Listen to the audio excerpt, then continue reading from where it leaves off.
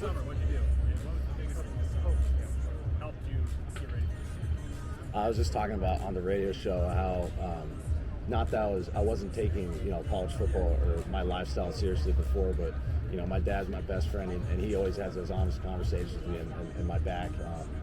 He had a sit down talk about how I'm going to treat spring and summer upcoming to this season, and finely tuning all details of my life to maximize my potential as a player. Yeah, I've had decent seasons, but not to the expectation I know I can play, and I disappointed myself or mad at myself for not getting to those goals that I have every year, but really looking at the details of what I need to do to finally meet those expectations in my mind and be the player I can be. And we had that talk, and really did a really good job preparing the summer and the spring, and taking that next step forward. Can you give us just with diet or with training, with flexibility, of really fine tuning my pass rush, my speed, my explosiveness, being powerful in the weight room, opening my hips to be more flexible, be faster, and what I eat or how I sleep, or just mentally training myself to understand that confidence I have between my head is the biggest thing ever. Because you can look like Hercules, but if you don't have it up in your mind, then it doesn't matter. So being honest with that mental aspect of the game, of that confidence of how I play was big for me. What did you give us a sense of your expectations, what you haven't met, what you want to meet now? It really, we had a pretty solid defense and a pretty okay pass rush, but I want people to when they watch, to see people just coming over the walls of offensive linemen. I want both of our rush ends that have double-digit sacks. I want our interior guys to just collapse pockets. I have these, envisionments and visualizations of me as a player doing that and our defense doing that. That's the expectation. That's what I want in my mind. I know I can be that player, and I want to be that player. Is there a sense of urgency given where you're at in your career, and coupled with lack of record success the team has had? Yes, there's a sense of urgency, but not not a panic, because once you get to that point, that's when you start losing your mind and playing bad. Having that confidence in your mind and trusting the work that I've had for 3 years now, and the work that I put in this last year, just trusting that I've done the right things, and trusting that our teammates have done the right things and are going to do the right things. You trust those guys, and those guys make plays on the field and come together as a team.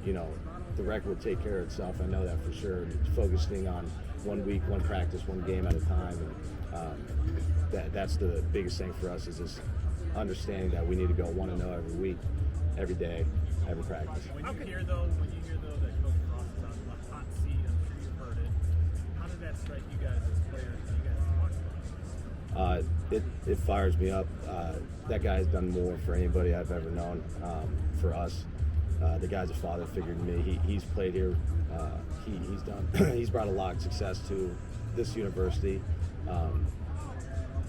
Like I said, he's a father figure. He's done everything for us. And for a guy that would give a shirt off your back for you, hearing those comments or people trash talk him on Twitter or whatever, it makes you mad as a player, because you get to see him every day and you get to be around him every day and understand what he does for you.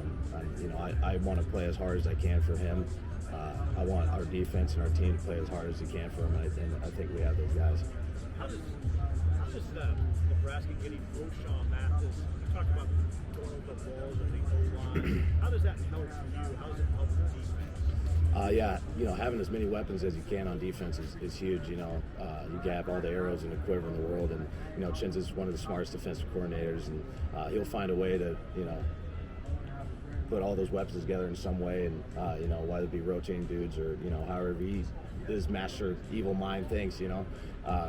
So it's awesome to have that help and that support, and those really awesome athletic great players in that room with us now. Did one of those one-score losses against the ranked teams, did one stick with you more than the others last year? And what will make, what do you think as a program the biggest difference in turning those one-score games the other way? No, they all hurt the same, to be honest with you, because they all had the same feeling.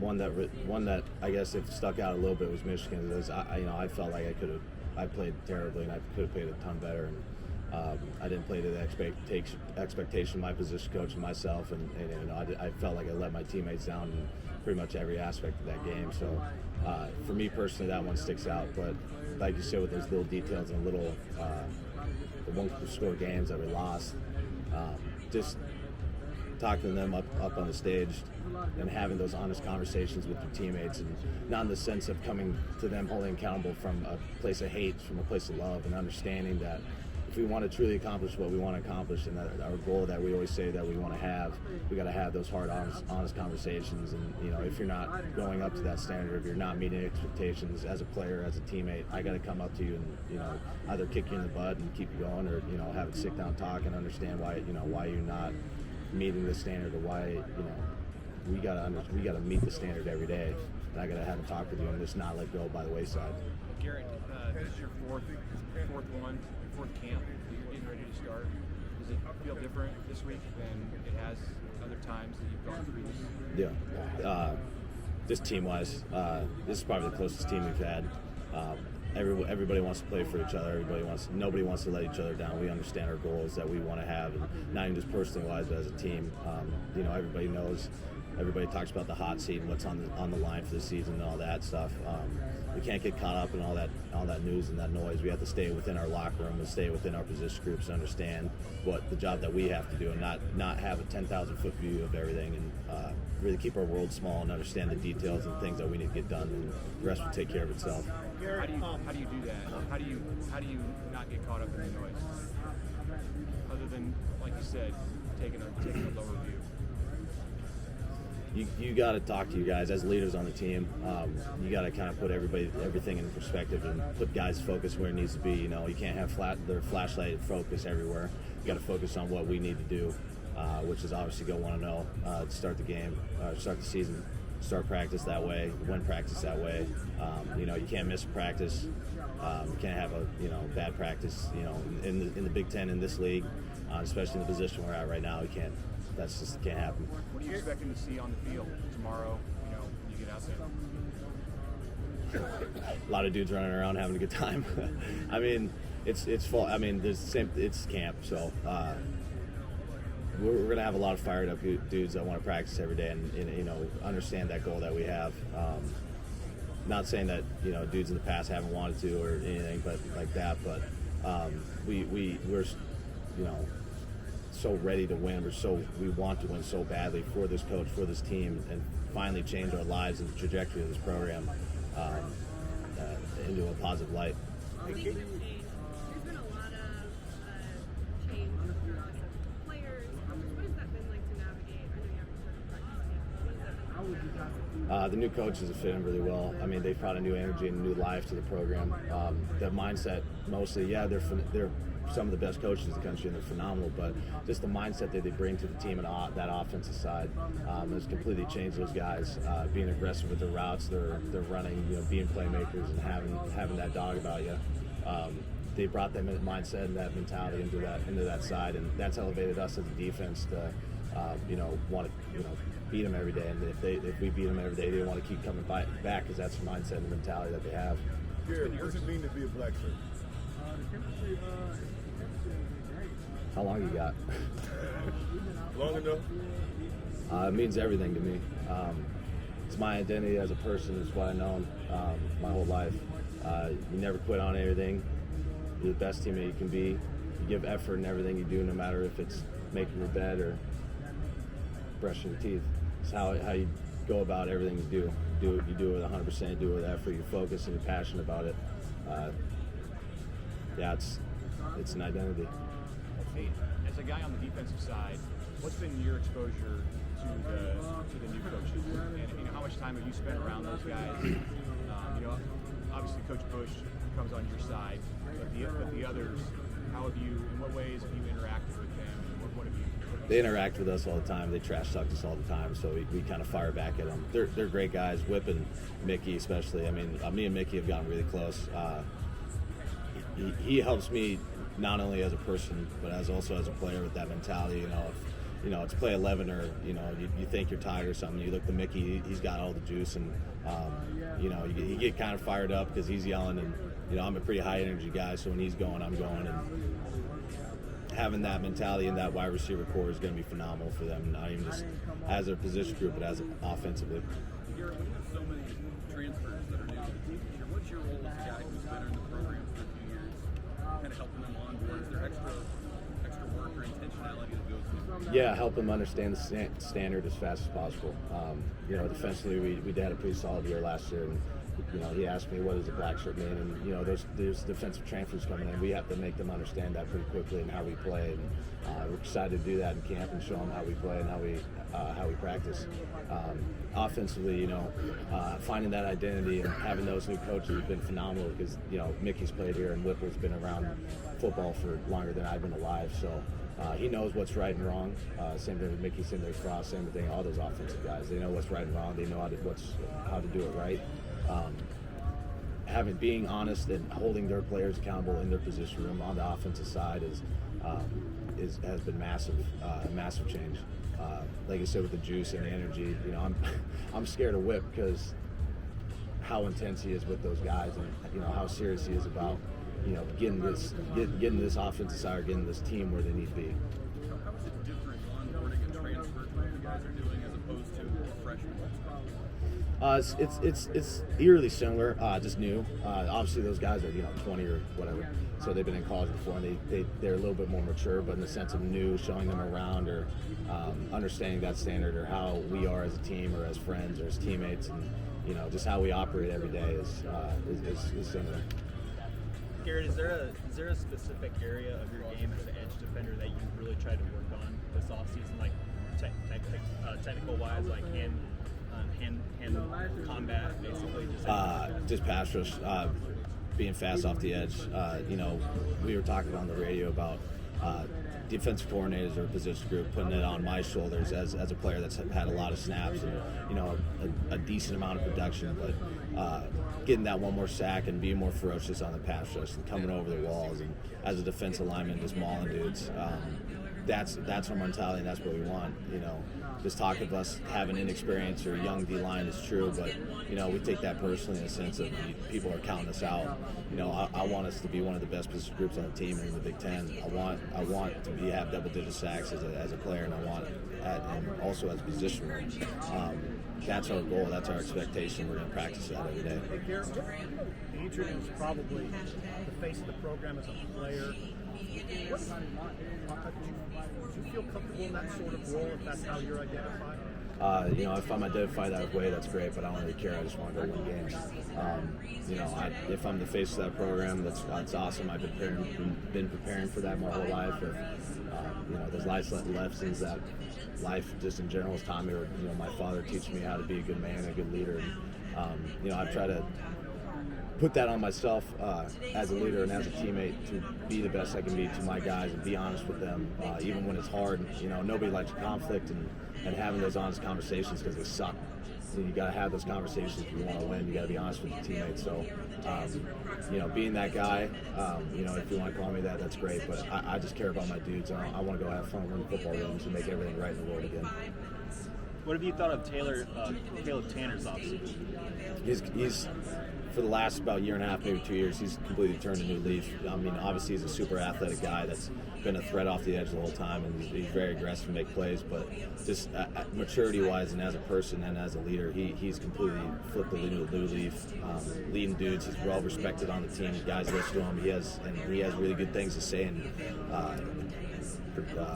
present to the team, and he has. People respect him for that. People listen to him, and they followed his lead and what he has to say. Garrett, did you say is there one player on this team that you think will surprise this year? It's not a surprise to me, but Marquise Buford, Alante Brown, Haley Latowski, national maker.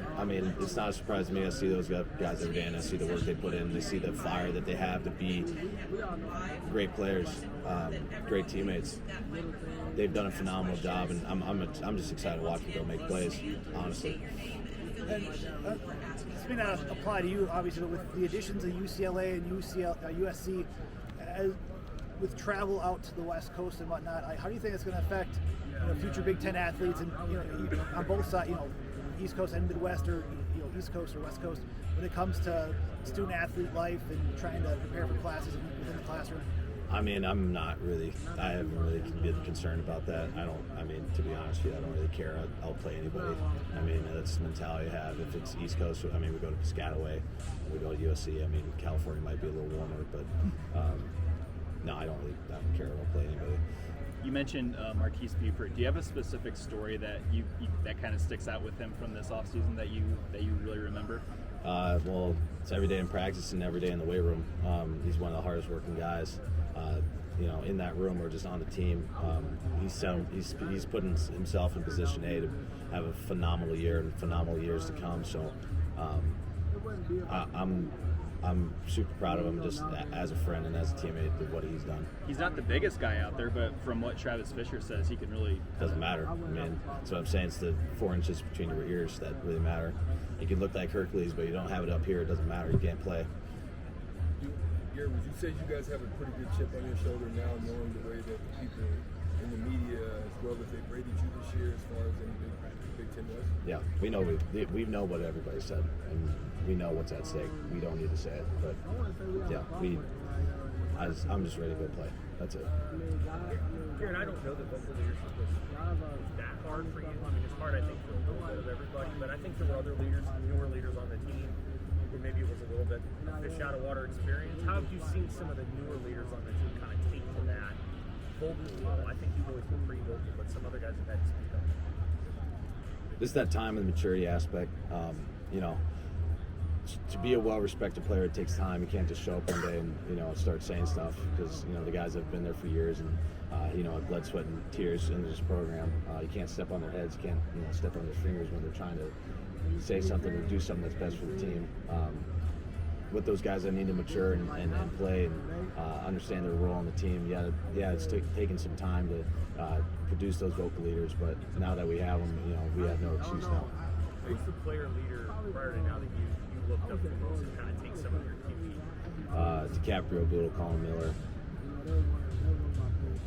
Probably those two guys. Reed Carroll when I was a freshman. But I've had phenomenal guys that I've played with that, obviously our record didn't reflect it, but really high character guys that played to their absolute best ability. That I asked questions, they taught me, they saw it in me. And I'm very fortunate that they even wanted to talk to me or teach me those things. What about DiCaprio and Colin really stood out to you? Because that would have been when you were your freshman. What stood out about that? Just how Colin played and the honesty they had with his teammates, and he was ferocious in every practice, and that's I wanted to play with that. He was a really good leader. He knew what needed to be said. He knew the things that people didn't want to say or the honesty that people didn't want to have. He had it, and as a man, maturing and growing up now, I understand that that's part of growing up and being a man is having the stomach to have those conversations and be honest with those guys that you love, and it's not coming out of a place of disrespect. You're coming out of a place that love, that you want to win. With the Big Red Fan Club, how did they reach out to you guys? Is it like a DM, or they had a player connection on the team?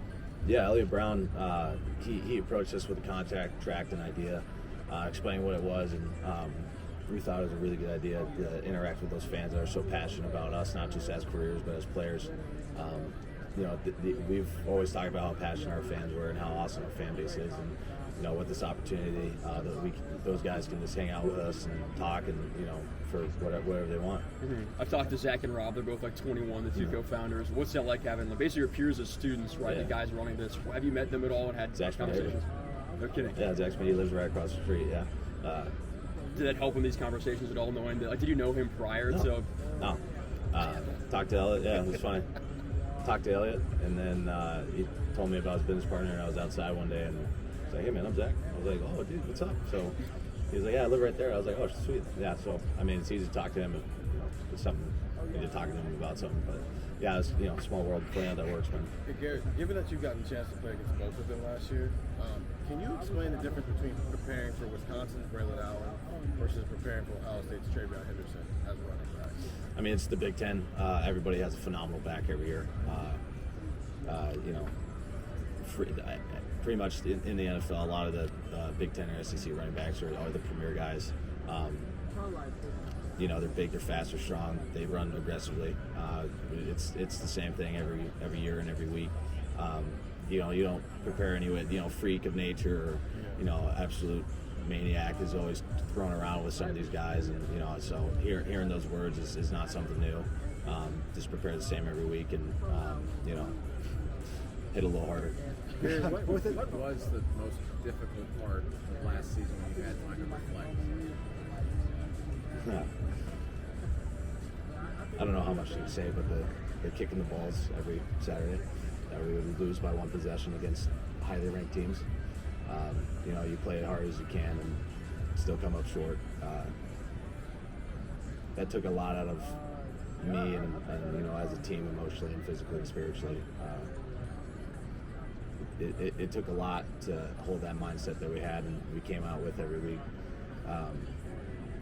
You know, it was tough as a team, and I never really, I don't think anybody, obviously, because we got a statistic that anybody experienced that for college football history, and pretty unfortunate, especially since the history that we had, you know, prior to that season. So, yeah, you know, coming at the time that it did, it was tough mentally to keep that mindset that, you know, like you said, with the black sheep standard and how we play. Does that help going into this year at all? How much you guys talk about it? Yeah. What are those conversations like? Learning from those mistakes of last year and why we didn't, you know, why we were 3-9 and not, you know, 9-3 or 10-2. Everything's right in the world when you win football games, and that hasn't happened in my life in college yet. You know, when you have professors or students or campus tour guides talk trash to you or your teammates and all the time when you're just around campus, or just the media and everybody, you just hear that constantly and berate your university that you love and the players that you love and the coaches that are father figures that you love and are around every day.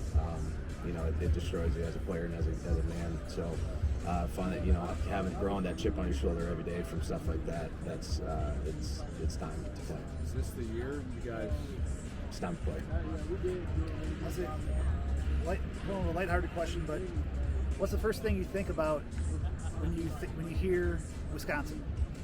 Cheese curds.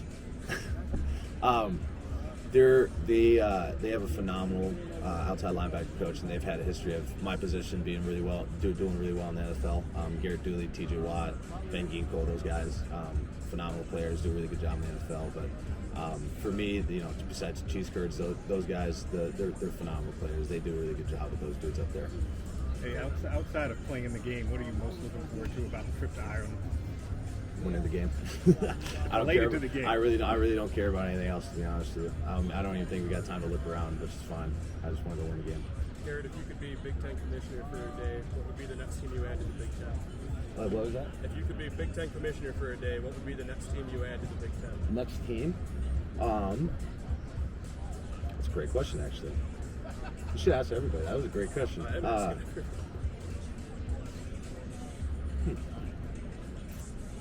Well, keeping in the Big Ten region, I feel like it would be really cool to have like a Oklahoma or a Texas.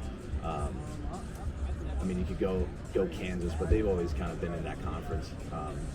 But I think OU would be really nice because they're Midwestern. You know what I'm saying? They're a little south, but they're still, you know, it's in the Midwest. So, and you know, that history that we have with them, and I mean, with the rivalry that we have, and they've been a historic blue blood in college football forever. So, you know, with the Big Ten being a phenomenal conference with that history of teams that have been dominant, adding them to the roster, I think would go really well. And not counting your own coach, which Big Ten coach seems the most appealing to play for? Well, Northwestern Fitz looks like he seems like a great guy. I mean, obviously he produces great, you know, disciplined teams every year, and he has some NFL talent. But just as a person, he seems like a really good guy. I don't know too much, to be honest with you. Just from teams that we play, or they're respectful, eliteness of those players or just the mentality that those guys have. They seem like they're great people and great men, and obviously that starts with the head coach. And they can't, players take over the personality of their coaches, of head coach, position coach. So definitely those guys. EA Sports' college football games coming out probably next year or so. Group licensing for players is going to be something for players here in the future where you got to sign on and maybe you'll get money, I don't know how much, to be able to be in the game, have your name in the game. One, what are your thoughts on that? And is money even an issue for guys like you or even your teammates that want to be in the game? No, I don't care. I didn't even know we got paid to come play college football, to be honest with you. I thought we just got books and rooms, and I was like, sweet, let's go. And then all of a sudden they were like, oh, by the way, I was like, all right, sweet. I didn't know we got this. So it was frosting on the cake. I mean, I don't care if we get paid, and I just want to be in the game. I grew up playing NCAA 14 with my brothers all the time and dreamed about what I'm doing right now. So I don't care if they put me in the game. It's not. I just want to play the game. Wesley, you were mentioning earlier about just the trash talking after a class. What's the worst thing you've heard during this time? I don't think you can say that. It's pretty bad. Slob, it's pretty bad. It's just us. We're not on camera. Feel free. So I remember we were in class. I had about 10 players in there, and we were doing some class activity, and we just played a game. I can't remember who we lost to, but our professor threw up a trivia question. It was about how many more incompletions can Adrian was in the class with me. How many more incompletions can Adrian throw until he gets cut? Talking trash about that. How bad our defense was the next one. How many more yards we could give up before everybody gets fired. And then I came outside and there was a tour guide showing everybody around, and they were showing him stadium. And he said this would be a lot cooler stadium if we actually won games. We have teammates, or not teammates, we had classmates and people around like my neighborhood when I'd come back or whatever. They would ask me what I was doing or whatever, and I remember coming outside saying, no, I just got done, taking a nap because it was my off day, and they're like, oh, that's probably why you can't win games because you're taking naps.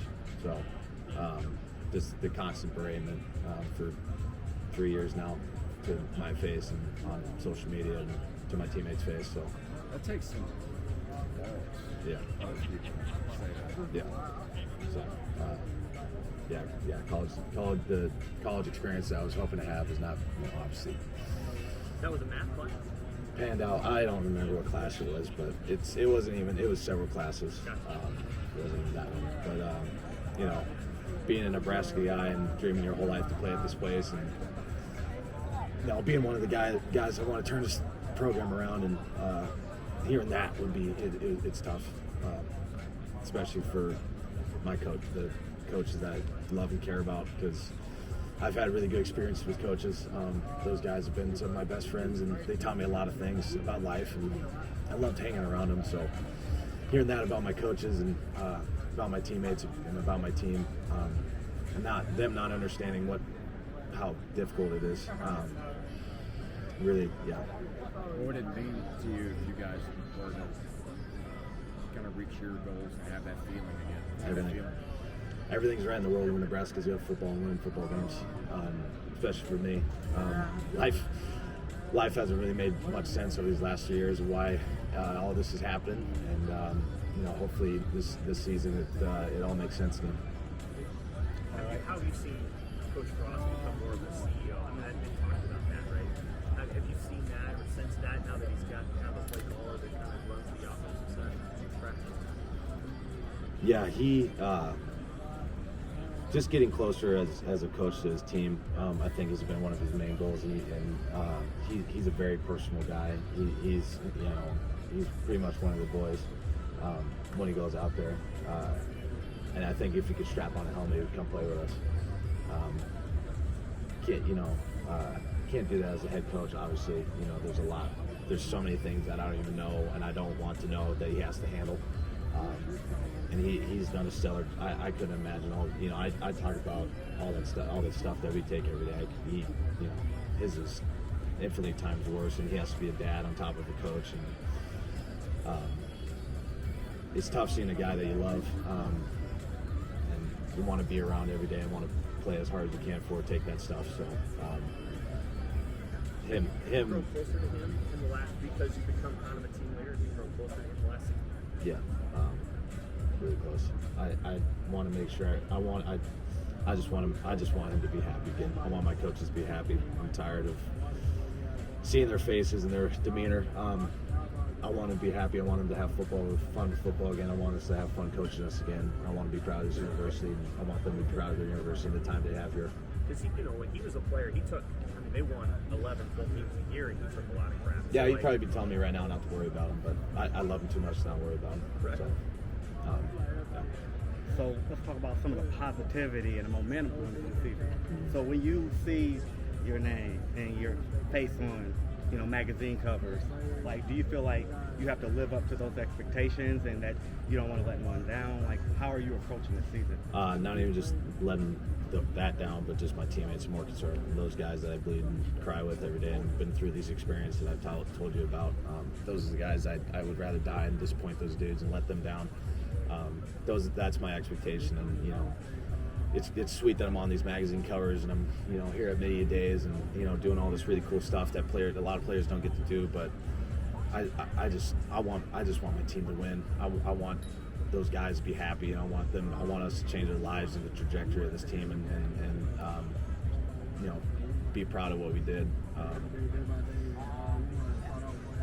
Obviously, being a guy from Nebraska and growing up and watching this program and see what's happened the last 20-something years, you want to be the spark that ignites the change of what's going on. And obviously everybody could feel it. It's very obvious, that the season means a lot. There's a lot on the line. Can't get caught up in that. Can't get caught up in magazine covers because they'll have somebody else on the magazine cover next year. It doesn't matter. So sweet that I'm on there. That's awesome. I have very high expectations for myself, and I know the player that I could be. So I got to live up to myself or my teammates first. So you're like a linebacker, edge rusher, kind of a hybrid. Is there any NFL linebacker, edge rusher that you kind of mold your game after, or that you looked up to? Yeah, we watched it a lot. Obviously for my position, and like you said with the Wisconsin guys, the TJ Watts of the world. But he works his butt off, and he's the best player, probably one of the best players in the NFL. That's kind of a cop-out answer, but Winovich off the edge. Can go Bosa, but he's obviously he's a little bit bigger at the end. Hendrickson. I'm trying to think who else that we watched that was similar to me.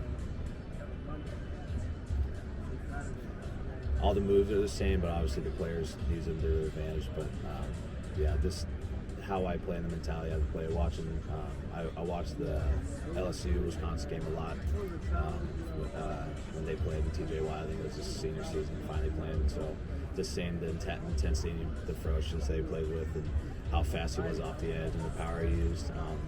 Just this understanding that's my expectation of how I can be as a player. I got one more for you, Frank. So they've been showing some Nebraska classics, on the Big Ten Network, like the 94-95 National Championship. Have you seen some of those linebackers like Terrell Farley? You see the Grant Wistrooms, Kelsey. See how they played on the field of Peters, Is that something that you want to lift the black shirt standard up to? That's what the standard is. That's what it was built on. So those guys are heroes to me. Those guys are idols to me. They walk in the room, you kind of stand up a little taller. Speaking of not letting dudes down, those are a group of guys that are what started it. Those are the OGs, they're not dumb. They obviously seen what's happened, and me carrying that much, teammates carrying that much, defense carrying that much. Saw it last season. Building off of that. What's your earliest Nebraska football memory? I remember I don't know what age I was, but I was sitting with my older brother, and we were at a watch party, and I remember it was Taylor, and he looked over to me and he goes, I don't know why, I can't remember exactly what he said, but he goes, I don't know why, but every time, I can't remember if he said a team in red or if it said Nebraska, but every time they play, the hair on the back of my neck stands up, and I feel like I want to go run through a wall or hit somebody or something. I can't remember what he said, but the hair on the back of the neck stood out to me, because as soon as he said that, all of a sudden the steel butterflies in my stomach started kind of to turn over, and then I looked up to the screen and they were playing, and I could hear the crowd noise going crazy in Memorial Stadium, and I kind of understood I was so young, I didn't really know what was going on, but I kind of did, and I think that planted a pretty good seed. Do you remember what game was on TV at the time? I just remember that Memorial Stadium was really loud when I looked up. Your devotion to Nebraska is pretty. Sorry, your devotion to Nebraska is pretty obvious, but with UCLA and SC joining the Big Ten, were in the mix when you were being recruited, and they recruited you. Would that have been something you considered? I'm just wondering if they're going to be able to make an imprint in Big Ten territory as far as recruiting. I mean, no. Yeah, I mean, it's cool that they're like the other guy asked the question. I don't really care if anybody else to join the conference. Don't play anybody. I mean, it's college football's weird right now. It's very weird right now. With people joining pretty much super conferences, but they're historic programs. They're pretty cool. It's awesome to have them, and we can play them and go out to nice sunny California and play some games. So it's super sweet. Is there anything that would shock you with everything that's going on in college football right now? No, there's so much weird stuff going on right now that, yeah, it's a very we're treading some really weird territories right now. Garrett, what have you made of the recommendation that players could possibly transfer as many times as they want? I hate that idea. I really do. I mean, there's no loyalty to programs. There's no loyalty to teammates. I mean, you see a guy that's transferred 3 or 4 times, or 2 times, or whatever. You don't really trust that guy because he could be up and gone the next year or so. And that's just not a good idea about life. If you don't like something, you can just leave or quit. I mean, that's not how you go through life. You got to deal with people. You got to build relationships. You got to understand why teams are the way teams are. It's because people have cared and put in time and have stayed loyal and have done anything for those guys on the teams, and that's what is truly.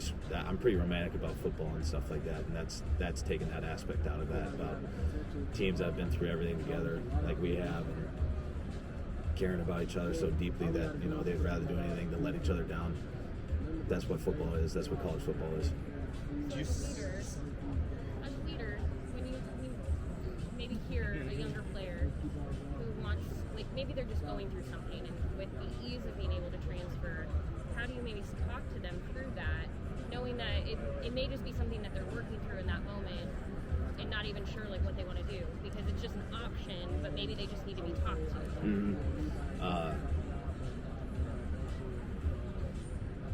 Like I said, with that college football landscape being a little different, those are new conversations to us as well. It's hard for me because I've always had it about the love of Nebraska and wanting to stay. For them, if they're not from here, they don't fully understand it.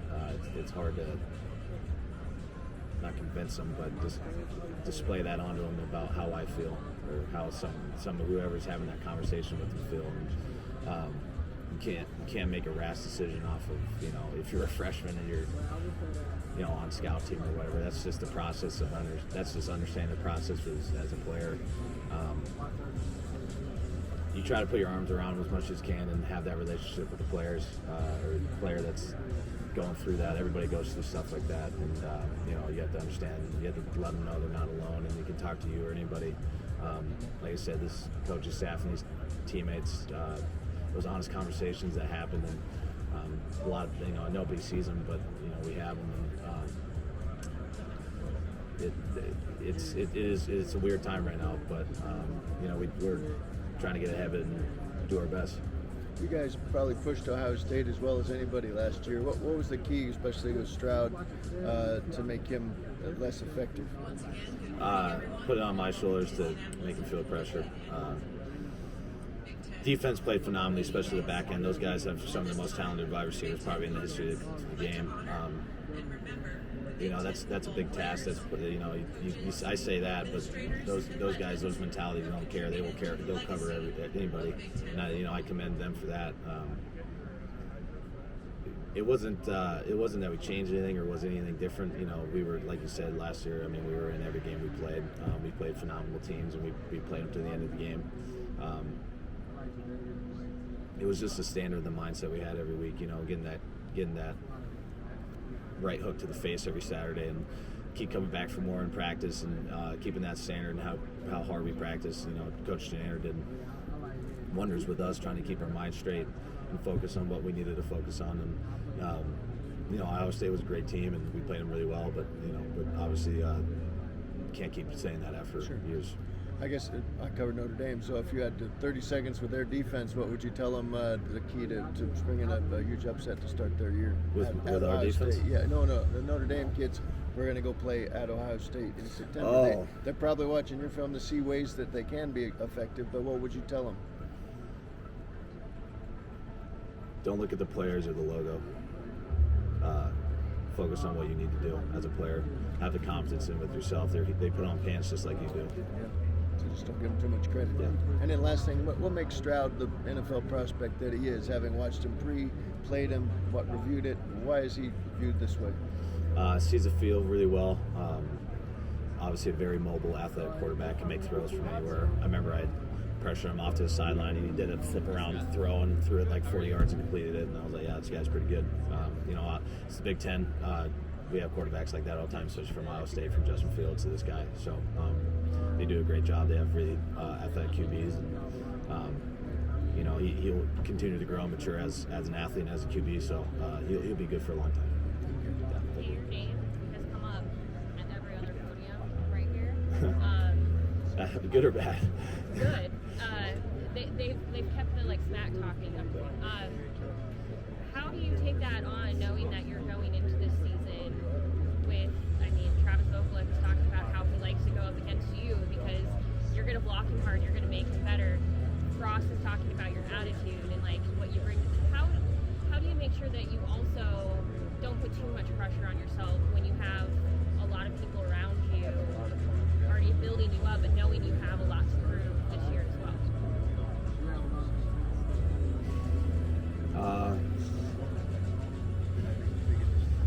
Keep the world small.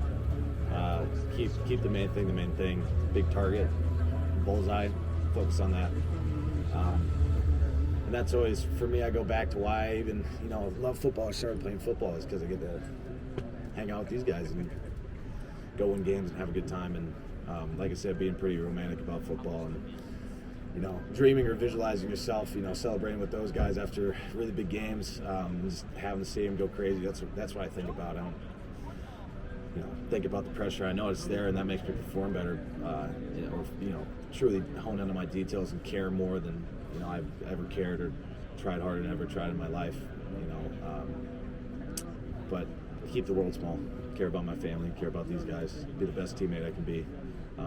Whether that be me making plays or putting my arm around a guy and making him laugh. That's about all I care about. What are some goals that you have for yourself this season? Double-digit sacks. I saw somebody has to be the Big Ten Defensive Player of the Year. So why not me? You had a couple of votes in the preseason. Yeah. So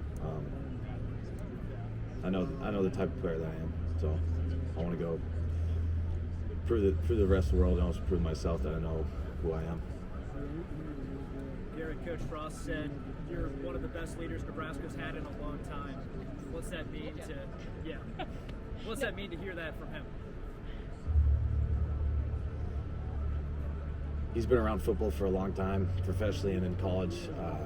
I could pull out the chair and listen to him for hours about the stories and stuff that he had to tell about the days of the camaraderie he had in college and the brotherhood he had in college, and some of those. It's great to hear that I'm a great leader. That's great. That's awesome. I don't know why. I've had okay seasons, and it's not like I'm have had just stellar, just absolutely mind-boggling seasons. I obviously that's the goal, and I want to have that, and I know I can do that. But it's awesome to hear. I just, like I said, I'm romantic about football and about team. I love those guys to death. I'd do anything for them. I want those guys to succeed. I always think about, 20 or 30 years down the road when they're old and we can't move and our knees don't work, sitting around a table about, the memories that we made here and how we changed our lives. Because those guys did that when they were here. And I could see the pride and just the overwhelming feeling of happiness that they have about the time that they had here. And I want to have that with those guys. Do you get much of a chance to hear Coach Frost reminisce? Oh yeah, all the time. Is that just as part of practice or outside of it? It'll come up if he can take a lesson or give us a lesson or an example about if something was done incorrectly or something funny or anything. They're pretty relatable in the sense of the stories that he tells about how his team did it, or I remember when he did that too, and tell stories about that, and like I said, Quentin might not know it because he's from Georgia, or I know it because I'm from Nebraska, so guys tell it all the time because that's just how Nebraska people are. So dudes that don't know or don't understand that history of the team or the players, and they're hearing that, they're like, oh. So it was the same way, 30 years ago or whatever. And I do feel the same things that those guys did, or see it, or it's pretty cool to hear those stories. What have you seen so far from O'Shawn Mathis? Phenomenal person, and that usually leads to a really good player. I mean, watching his film and looking at what he did at TCO is awesome. He's a very athletic, explosive, aggressive player, and that's a big key to just being a defensive player. And I'm excited to see what he's going to do in the Big Ten. You talked about how people who might not be from Nebraska might not understand that passion that some Nebraskans have for the team. Mm-hmm. But O'Shawn seems like somebody who's really bought in very quickly. He's engaging with fans on social media. He wants people to know he's excited here. Mm-hmm. Was that how he was from the day he stepped in? Was like, I'm ready to buy into what Nebraska is and what it can be. Yeah. He dove into the deep end of the pool, and he's swimming pretty well right now. So, from the short time I've been his friend or teammate, I'm really proud of him for what he did. It's really hard to do that. I couldn't imagine, transferring or coming to a new team and then trying to be a part of that and have the giant expectations to him being number one on rankings and stuff like that, and all that weight that he has. You're talking about the weight that I have, but I couldn't imagine what he's done, and he's done a phenomenal job. He might be a little bit of a mama's boy too, so that's always good. But I'm really excited to see what he's going to do. He's a great teammate. Apologize. Your coach said you guys have coming into the season with a chip on your shoulder. What does that look like? What does that mean? I'm finally ready to have everybody stop trashing on my coach and my coaching staff and our team and us as players.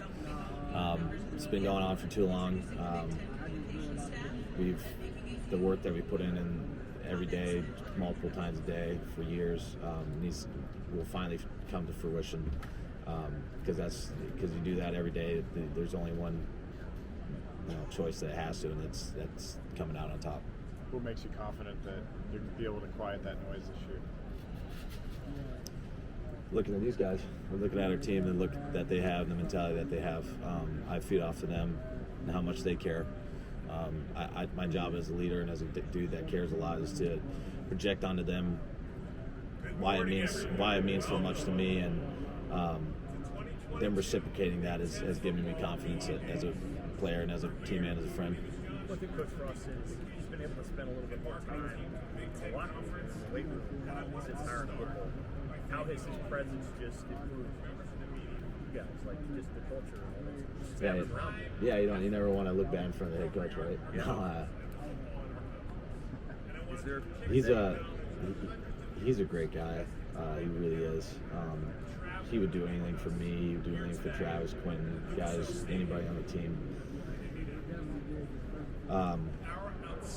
Having his presence there and being closer to us shows, I knew that he's cared and has cared the same amount, but guys that, not believe it or are new to the team or whatever, seeing him here and hanging out with him and telling stories and, slapping each other or whatever, having fun.